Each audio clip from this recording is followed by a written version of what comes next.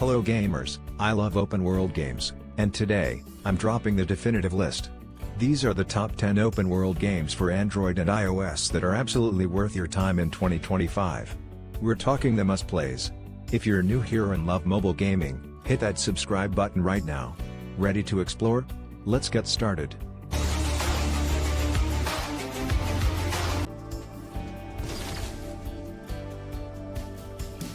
Lego Fortnite blew me away the first time I played it. I mean, there were moments where I just stopped everything and stared at the beautiful landscapes. This isn't just a Fortnite skin slapped on Lego, it's a fully fledged survival crafting game, and it works incredibly well. The core mechanics feel smooth and polished, and the graphics are on another level. You can really feel the power of Unreal Engine behind every light ray and texture. What I love most is how it blends relaxing survival elements with the fun, creative energy of Lego. If you're into open-world survival games, this one's absolutely worth checking out.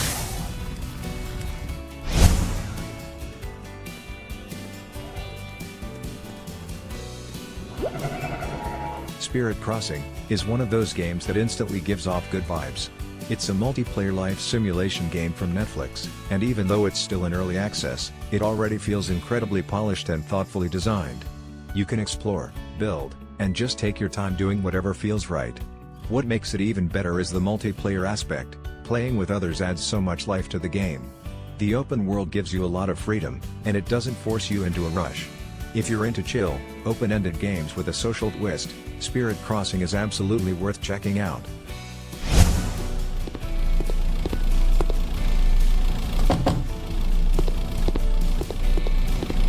Drive Real Truck Simulator is a new entry in the truck sim genre. And while it's still early in its development, I think it's off to a solid start. You get to deliver cargo across a big open world, and the core gameplay loop already feels satisfying. The graphics are decent, nothing groundbreaking, but good enough to set the atmosphere and make those long drives feel relaxing. That said, there's definitely room for improvement. The game would really benefit from more truck options and a bit more mission variety to keep things fresh over time. But honestly, the foundation is strong, and I see a lot of potential here. If the developers keep updating and expanding on what's already good, this could become a standout truck sim on mobile.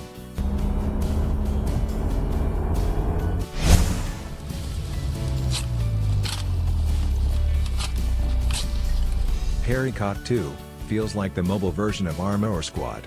It's a military simulator, and honestly, it does a decent job at it. I really like the big open world, the different operations, and the PvP modes. It has that tactical, realistic vibe, definitely more fun if you play it with friends. The only downside for me is the open world feels kind of empty at times. But the good news is the devs are actively updating it and seem committed to improving the game, so I have high hopes for the future.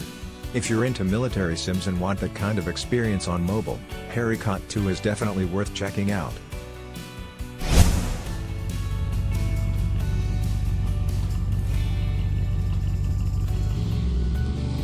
Driving School Simulator Evo is one of the better-looking driving games on mobile right now. The graphics are impressive, and the car models look sharp and realistic. What I enjoy most is the variety of game modes. You've got single-player missions, free roam, and multiplayer, so there's always something to do. The only thing that bugs me a bit is the lack of an offline mode. Sometimes I just want to drive without needing an internet connection, and it would have been nice to have that option. But aside from that, it's a solid, well-rounded driving sim that's worth checking out, especially if you're into games that balance realism and fun gameplay.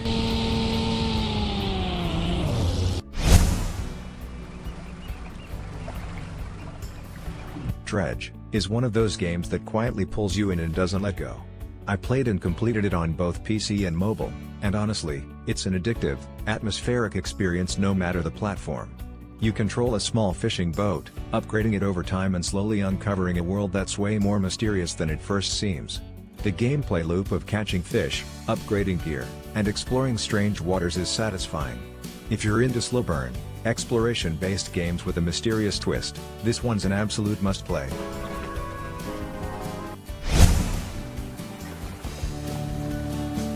Cassette Beasts is a fresh take on the classic Pokemon-style formula.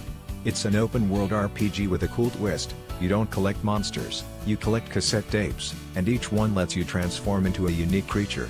The sound design is fantastic, too. Every beast has its own vibe, and the whole game feels full of personality. It's rare to find a monster collecting game that feels both nostalgic and completely new. If you grew up on old-school Pokémon games but want something with a creative twist and a strong indie feel, this one is definitely worth your time.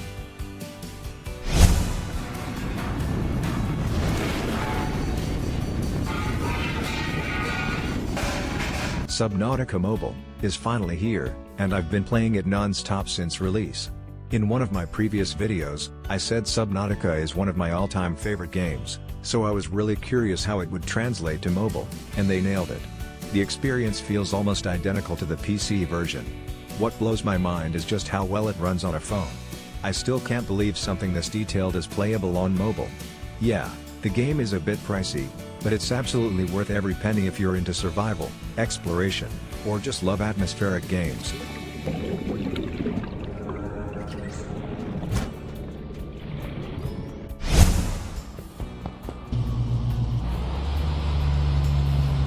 Pure Crime Gangster Shooting is a new open-world game that instantly gave me flashbacks to the old Gangster Vegas days.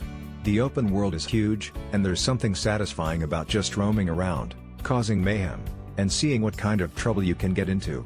It's not perfect, but it delivers that raw sandbox fun that a lot of mobile games shy away from. Now, I won't lie, the graphics and animations feel a bit outdated, and the game really needs more content, like story missions, side quests, or even just a wider variety of cars and weapons. But even with those flaws, I still had fun. It is worth checking out.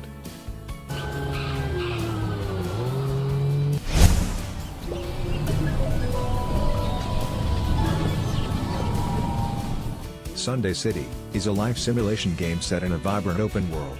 You can do missions, side activities, earn money, and slowly start to build your own business empire. The graphics are really impressive, and the city itself feels alive. What I like most is the multiplayer side. Playing with friends or meeting random players gives the game a chill, social vibe that keeps things fresh. Now, the downside: a lot of vehicles are locked behind paywalls, which kind of kills the fun if you're someone who loves collecting and driving different cars. That said, the core gameplay loop is solid, and it's easy to lose track of time while exploring, working, and upgrading your lifestyle. It is free to play, so give it a try.